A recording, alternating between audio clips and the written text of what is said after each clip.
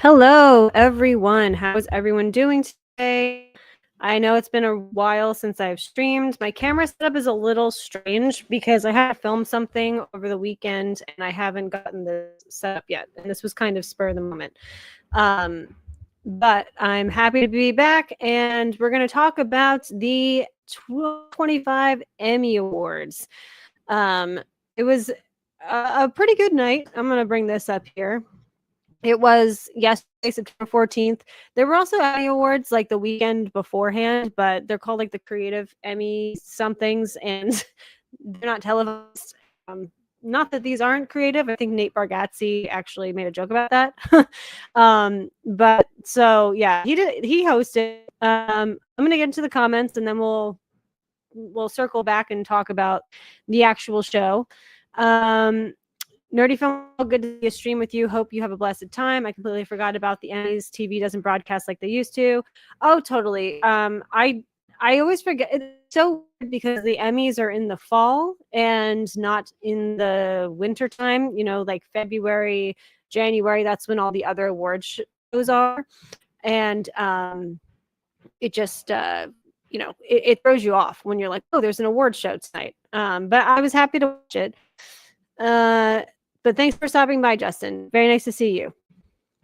Tyler, my man. Oh yeah, those happened. I know exactly. It's kind of like, oh right. I wonder if they moved them. I mean, it must have to do with the way TV seasons are set up for like basic cable and streaming, because I think that that's why they're in such a weird time. And also it's weird because then you get shows from like last year at both the most recent Golden Globes and the more recent Emmys, and they're from two different.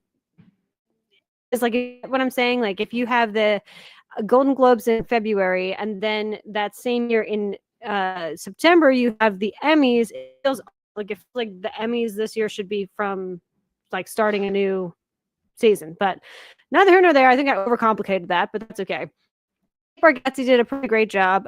He stayed pretty, not controversial. He did this thing that a lot of people didn't love, though. The one controversial he did, where he had like everyone's speeches were tied to the money that they were going to give to the boys and girls. What's it called? It's like the Big Brother, Big Sister program. So every time their speeches went on, like you'd see the money getting deducted. And it was kind of a funny gag because it's so unrealistic. And you know that like they definitely donated a ton of money to them anyway. But I think people thought it was like okay. Some people thought it wasn't fair to the people that were giving the speeches. But I don't really think it really deterred people from giving longer speeches anyway. It was kind of just funny. But not everyone was thrilled with that. Maxfield, yes. What's up? Thanks for stopping by. Luke, hey, how's it going? It's been a while, I know, but happy to see you here. And Tyler says, granted, I just got back from TIFF, so I'm not really up to speed on anything lately. That's totally doable. That's so awesome that you went to TIFF. I bet you saw some really cool things. I know that there's been a lot of stuff there that I want to see. I wonder if you saw the Sydney Sweeney movie, the boxing one. I'd love to know your thoughts on that. Cool. I love that Ben Foster's in that Sydney Sweeney movie. I love him, and he's very specific about the projects he takes, and I never get enough. I think he's one of the best working actors in Hollywood, and I don't get enough of him. So I feel like if he chose the project, then I'm going to be on board. So, no, I mean, I don't really know what else there is to say about Nate Bargatze. I think he did a great job. He's very likable. Everyone likes him. He's kind of having a moment, as he is the moment, as Wendy Williams would say. So I think he did a great job. I think Conan is going to be hosting the Oscars, which is fantastic because Conan did a great job last year. And I think Conan can do a little bit. I think he can have a little bit more fun and get a little bit more adventurous in the way he hosts. I think he was very safe last year, which I think was necessary for the climate, but I think that he can definitely amp it up a little bit. So let's talk about, we're going to start this off because I absolutely loved this win. Kristen Milotti from Penguin. I think she's just phenomenal. I love her so much. She did win the Golden Globe back in February for this performance, and that's what I was talking about the different spacing of the award shows and how it's weird to watch the Emmys in September, and you're like, wait, didn't she just win for that something last year? And it's still the same year, but you guys get what I'm saying. But so she did win the Emmy for this, completely well deserved. Max did tell me that Matt Reeves confirmed that she is not going to be in the Batman Part 2. I'm hoping that she, is still considered to be in the universe. I think that's definitely true. And maybe if there's a third movie, I could be wrong on this. I feel like they did say the Penguin season 2. I don't know if she's confirmed for that, but I would be shocked if she wasn't. Let's see. This is about the Sydney Sweeney movie. I did not see Christy, but I was front row at Smashing Machine. Got a selfie with Benny Safdie. Whoa, that's so cool. That is so cool. I'd love to know your thoughts on that. I know it's like, I'm going to go into that movie so open-minded, even though like I don't like The Rock. But I'm going to be super open-minded because I try to always be. And I'm very looking forward to seeing that. But yeah, I think she's phenomenal. Deserved win. Her speech was a trip too. Like, and I don't know what the drinking situation is at the Emmys. Like, everyone knows the Golden Globes, everyone gets hammered. I don't know what it was, but she definitely seemed like she was partying like crazy because maybe that's just her natural energy, but my goodness, she was having a good time. Yes, she won, and like that's really great. I'm just really happy for her. Let's see. Let's move on. There were a couple of, nice surprises, and this has nothing to do with your political views at all. I think, someone for like Stephen Colbert, I'm just really happy that he won. I used to watch the Colbert Report on Comedy Central. I know that the cancellation of his show was kind of shocking. Well, not kind of, it was shocking. It was even a trivia question at the last place that Max and I went to for bar trivia, which was really fun. I thought his speech was great. I thought it was just really nice to see this happen for him. And he'll be missed. I get that late night doesn't have the same views that it used to, but I have to say, a lot of people watch the clips on YouTube, and the YouTube clips seem to do very well. Kind of like the Daily Show. Like I love watching Daily Show clips on YouTube, since Jon Stewart's back. But I won't necessarily throw on an entire Daily Show episode, if that makes sense. So I think the best thing for him would maybe do his own YouTube channel. I don't know about you guys, but I think that would be kind of great and kind of keep up with like the whole Colbert Report and like similar to what Jon Stewart's doing on the Daily Show, but just like in a more contemporary setting as a YouTuber. But we'll see what he does. He definitely doesn't need the money, but I just think it was well. I think everyone kind of knew they were going to give it to him, and they should have. Usually to John Oliver, who I love. I love John Oliver. That's another one. Like I used to watch his shows like from beginning to end all the time, and I've gotten fallen so far back, and I really want to catch up, but there's just so many amazing topics that he talks about, and so a lot of times I just wind up watching clips on YouTube. But I feel like a show like John Oliver's is much cheaper to produce than the Late Show with Colbert. So it's one of those things. Hey, maybe HBO will bring him on. I mean, they did that with Conan. I mean, Conan's doing a totally different show now, and it's great.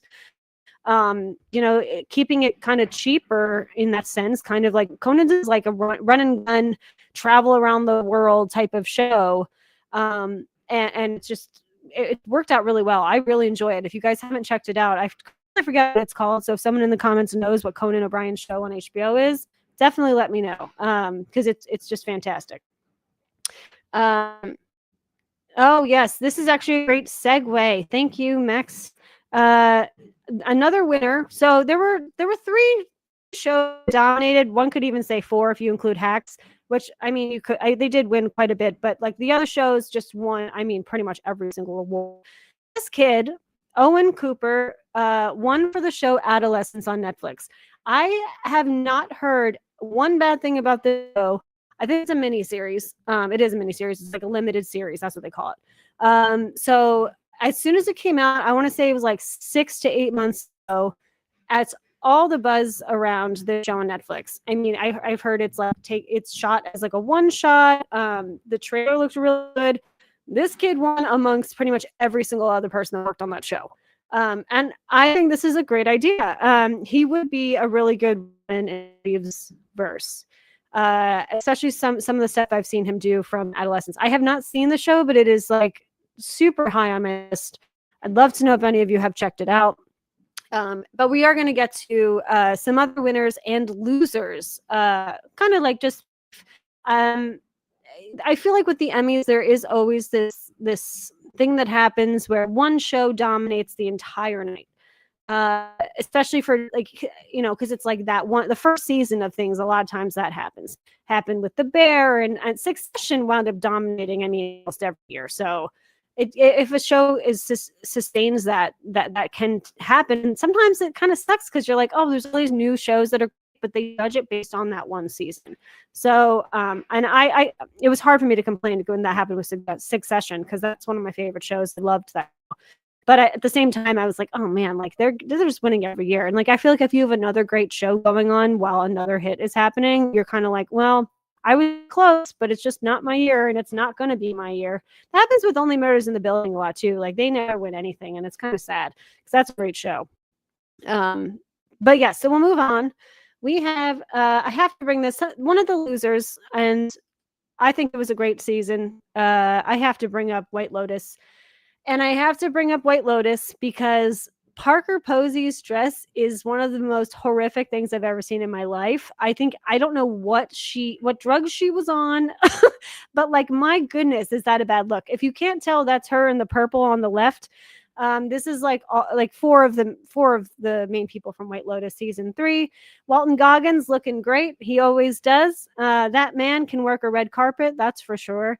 But yeah, seriously, like I don't know what she was thinking. And she's kind of had a bad taste in my mouth after she's had so many problematic things with being on set and kind of being a diva, and I don't love it. I do like her work in general. Like when I watch her, I think she's great, but I think her head is just like a little bit bigger than it should be. Neither here nor there. It can't save that outfit. So I'm going to move on. So there were two big shows that did not do as well as promised.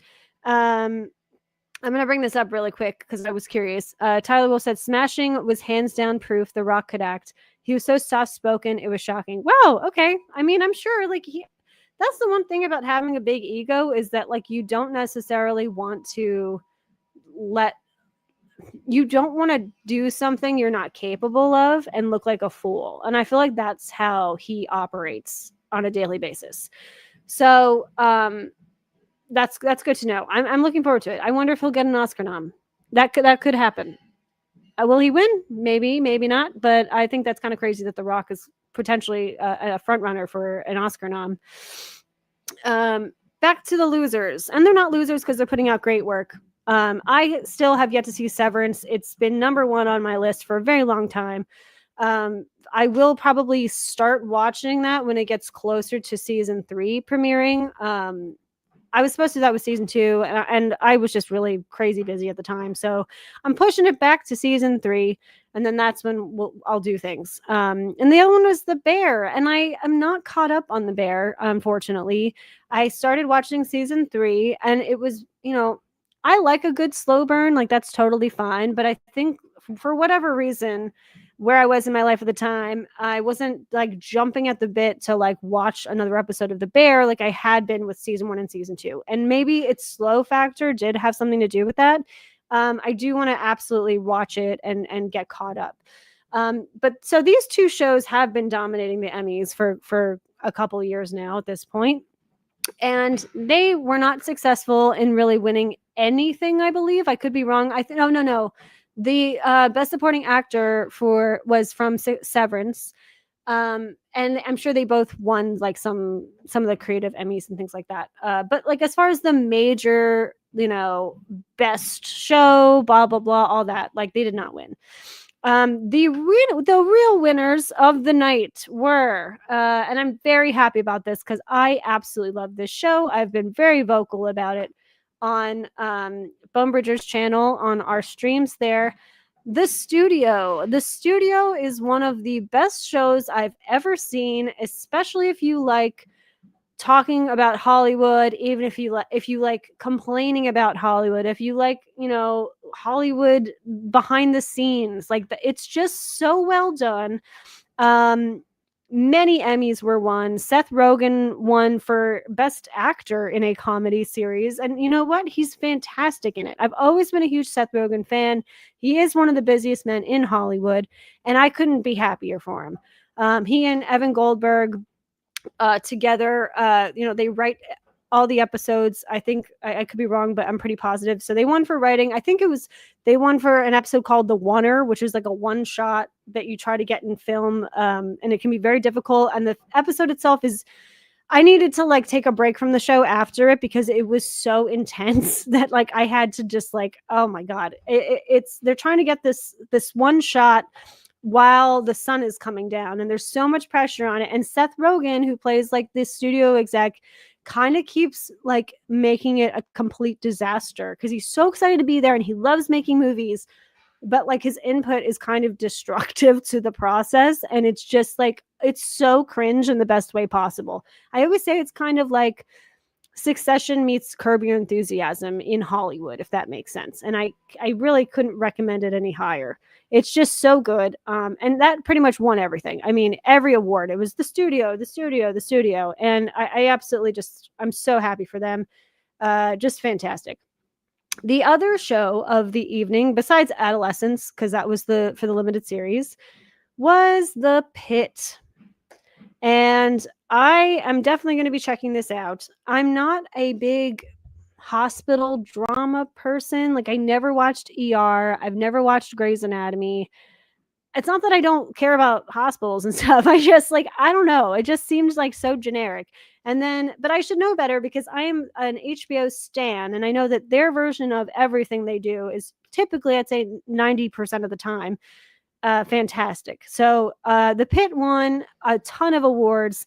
It takes place in Pittsburgh, where my boyfriend's from. So I know he's been wanting to see it, and I've been dragging my heels on it. So I'm very looking forward to see it. Although I never saw ER, but I did see Noah Wyle in.